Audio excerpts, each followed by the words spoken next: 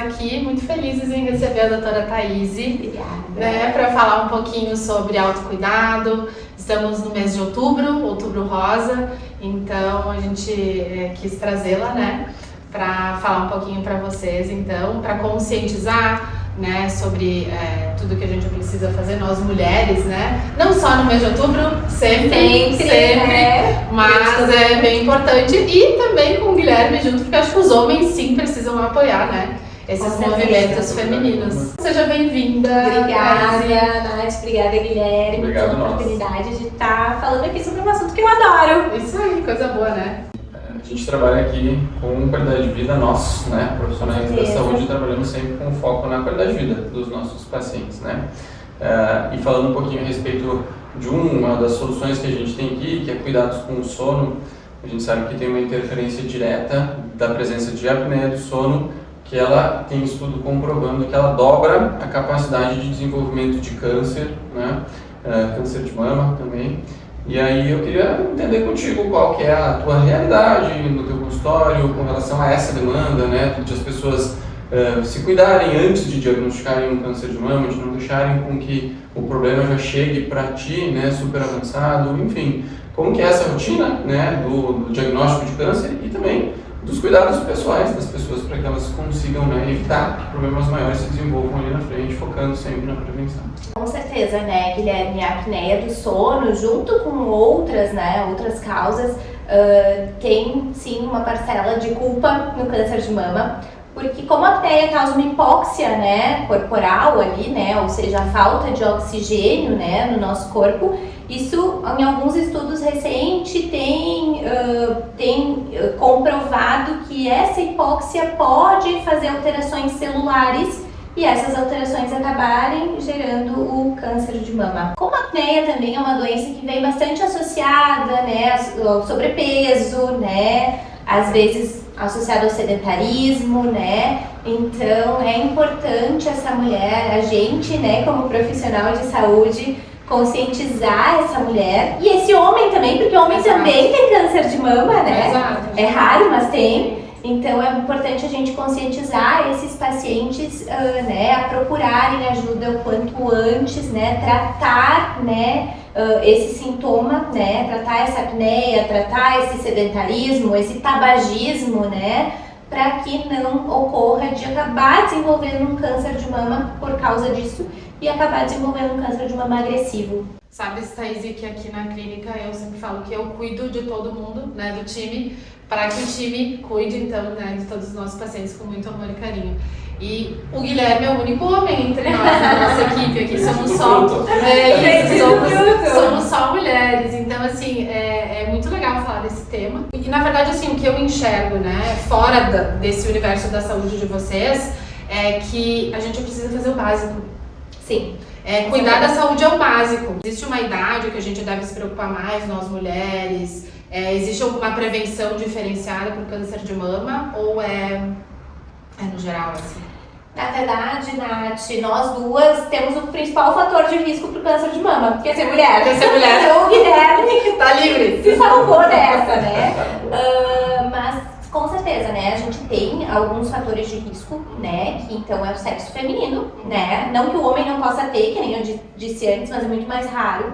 Mas então o sexo feminino, a idade, então o câncer de mama ocorre principalmente em mulheres acima dos 50 anos, Fatores hereditários, que esses a gente não consegue mexer, infelizmente, Esses fatores, esses 3 fatores, pelo menos, a gente não consegue influenciar, Mas esses outros fatores que a gente comentou antes, então, o cigarro, o tabagismo, o sedentarismo, a obesidade, o sobrepeso, a alimentação, quanto mais saudável possível, evitar muito industrializado, com certeza, isso vai fazer diferença lá na frente. A gente tem do lado da questão de sono, às vezes muito um taxativo de que os homens são os que mais compram, Exato. E aí vem a esposa às vezes queixando de que o marido está roncando e ela não dorme por conta disso, mas no contraponto, as mulheres precisando buscar um cuidado com o seu câncer de mama, na prevenção e tudo mais.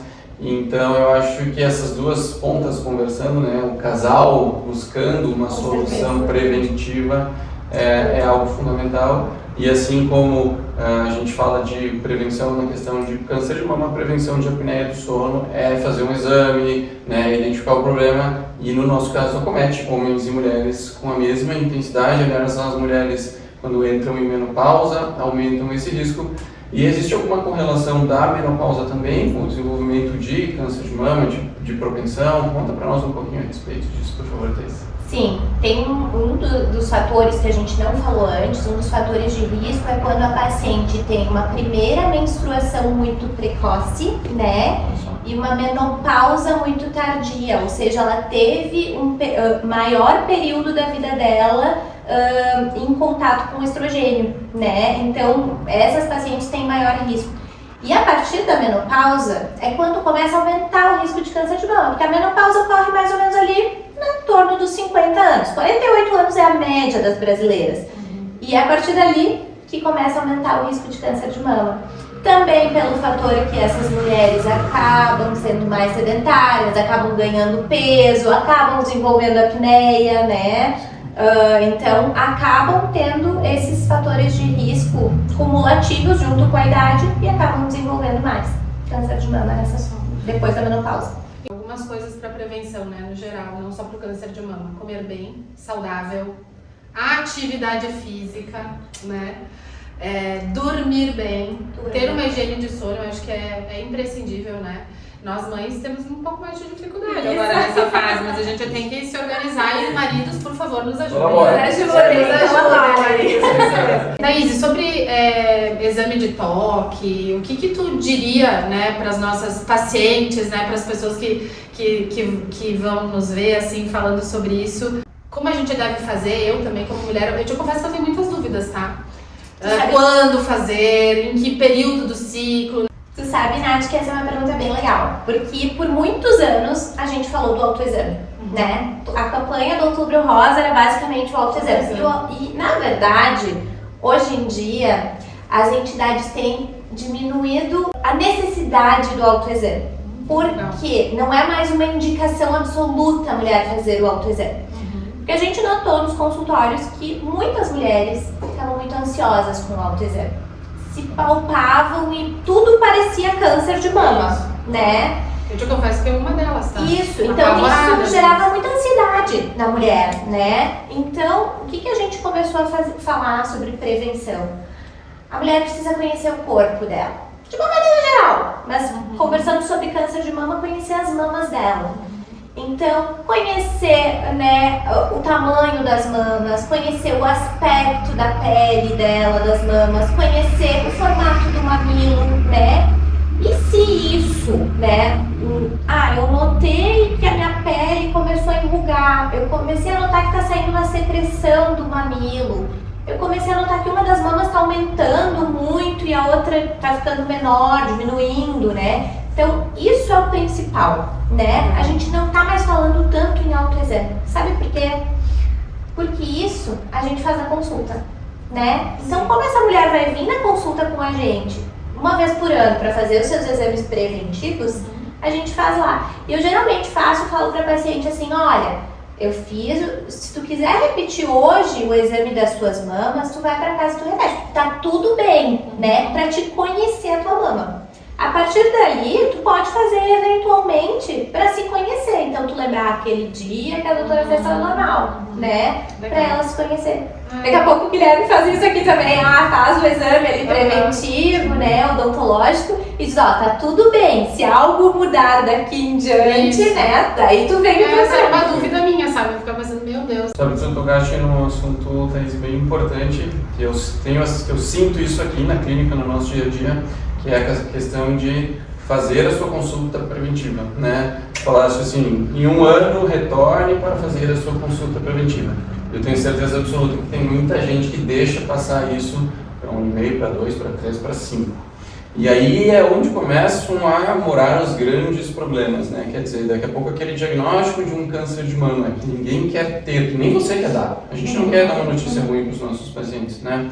Mas se a gente pudesse diagnosticar isso num estágio inicial, que é numa consulta recorrente de 1 ano, certamente o tratamento disso seria muito mais facilitado, a cura pode vir de maneira muito mais facilitada, né?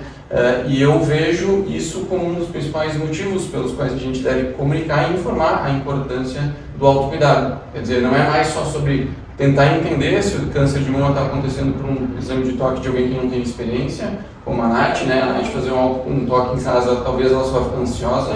E aí sim buscar o profissional que trabalha na especialidade, buscar a Thaís para ir lá fazer o seu exame anualmente. Poxa, a gente leva o carro fazer revisão a cada 6 meses. Exato. E a gente não vai até o médico para fazer, até o dentista para fazer a sua revisão uma vez por ano. Sabe? Então eu queria que tu desse o teu relato, né? Eu falei que as pessoas fazem isso e a gente pega na mão dos nossos pacientes para dizer assim, lembra da tua consulta de prevenção, vem aqui conversar com a gente, não deixa com que as coisas fiquem tão ruins, né? Como é que é a rotina de vocês lá no outro ponto? É assim também? É tão mais fácil prevenir, né? É tão mais fácil prevenir. Sabe que 90% dos cânceres de mama, dos diagnósticos do câncer de mama são curáveis, né? Vai ficar ali 10%. Esses 10% geralmente é daquela paciente que fugiu da consulta anual, né? Ou aquela paciente que realmente ficou anos sem fazer, né? A gente tem ainda se tem muito um tabu sobre as mamas, né? Principalmente as pacientes de mais idade, né? Elas não querem mostrar muito, então às vezes elas até notam uma alteração, mas elas escondem dos filhos, das filhas, né? Dos netos, porque as mamas ainda é algo que elas eu não vou ficar mostrando, né? Sim. Então ainda se tem um pouco de tabu. Mas 90% dos cânceres de mama são curáveis, né? Se diagnosticados no comecinho, né? Ali no estágio inicial deles, né? É uma ótima notícia, né? 90%. Nossa. E câncer de mama é o câncer que mais mata mulheres no mundo inteiro, né? Olha só. Eu tenho uma história pessoal, minha mãe teve câncer de mama em 2019. E ela foi diagnosticada num estágio muito inicial da doença. Quem é da área da saúde vai entender, ela tinha um câncer in situ, então ela descobriu um câncer in situ. E ela curou só com cirurgia, né? Então ela, cirurgia, ela não fez químio, não fez rádio, ela usou a terapia hormonal oral, né? Ali por 5 anos, parou agora, né? Fez 5 anos. Mas, então eu tenho uma história de sucesso de câncer de mama na família, né? E sabe assim, Thaís, eu acho que evoluiu muito, né? A medicina, a odontologia, enfim, todas as áreas da saúde, todas evoluem muito, muito rapidamente, né? A minha nona, de parte de pai, muitos anos atrás, eu era criança, eu lembro, ela teve câncer de mama e ela tirou toda a mama. Naquela época, se tirava toda a mama e se ficava com aquela cicatriz horrível. Claro, hoje, né? Hoje acho que existe a reconstrução também, né? Logo depois da cirurgia, porque acho que o psicológico... nas próprias cirurgias. Exato, o psicológico da mulher acaba ficando muito afetado, né? E eu tenho vou contar uma historinha assim familiar, a nítida lembrança, ela costurava saquinhos de alpiste para colocar dentro do sutiã, para não parecer, sabe?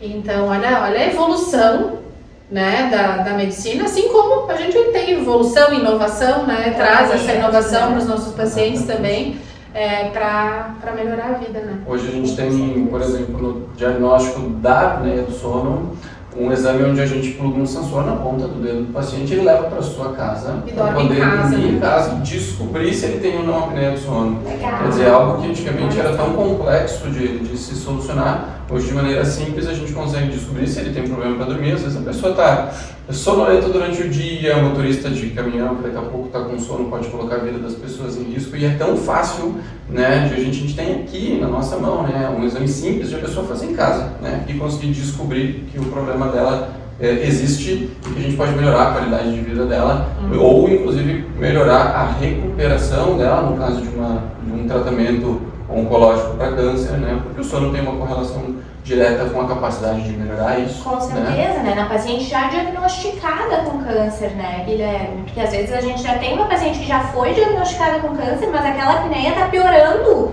o tratamento dela, né? Então está evitando que esse tratamento tenha muito sucesso, né? O diagnóstico, assim como nós estamos conseguindo fazer um diagnóstico que é prático, né, que é eficiente, que é comprovado cientificamente que a pessoa tem a apneia por um laudo médico, em algo inovador, onde ela já não precisa mais sair de casa para fazer. Como está a evolução, assim como a Nath falou, né, da questão das próteses, né, que saíram de um saquinho de alpiste e estiveram costurando para algo que executa na cirurgia, como está o diagnóstico na questão do câncer de mama para as pessoas também, às vezes elas têm esse receio, nossa, eu tenho que sair, eu tenho que fazer, tenho que ir a Porto Alegre, eu tenho que ir a São Paulo fazer um exame, e a gente sabe que a gente tem coisas muito boas aqui onde a gente consegue resolver. Com certeza. Tu sabe que ainda o exame de rastreamento do câncer de mama é a mamografia, né? Então toda mulher a partir dos 40 anos tem que fazer mamografia, né? Toda ela.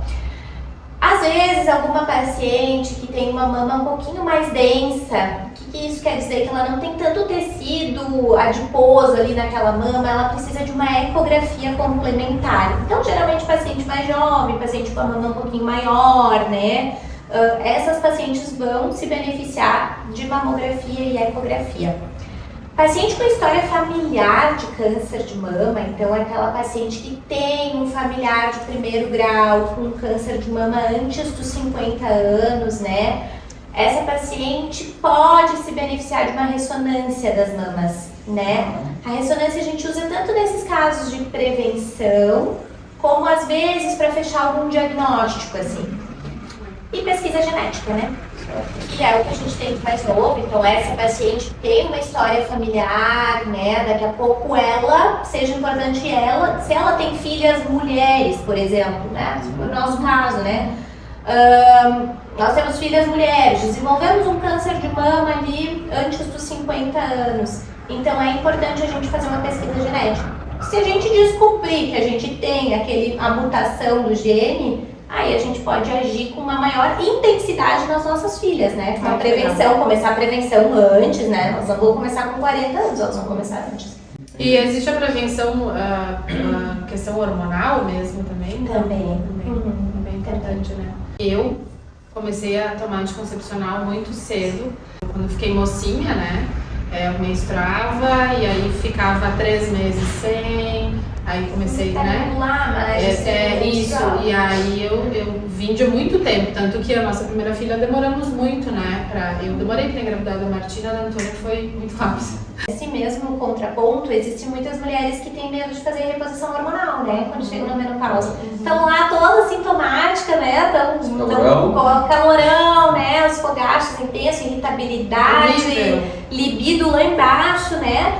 Mas ficam ali, não quero fazer terapia de reposição hormonal porque eu vi na TV que causa câncer de mama, eu vi no TikTok, eu vi na internet, né? E aí a gente explica, né, para essas mulheres que esses estudos ainda, né, isso é um estudo muito grande que precisa ser feito. E esse estudo ali que levou essa cascata de medo das pacientes e às vezes medo até do profissional da saúde de prescrever terapia de reposição hormonal foi um estudo que foi feito lá nos anos 2000. E o tipo de hormônio que eles usavam naquela época, então 25 anos atrás, é muito diferente do que a gente usa hoje. As doses hormonais totalmente diferentes, né?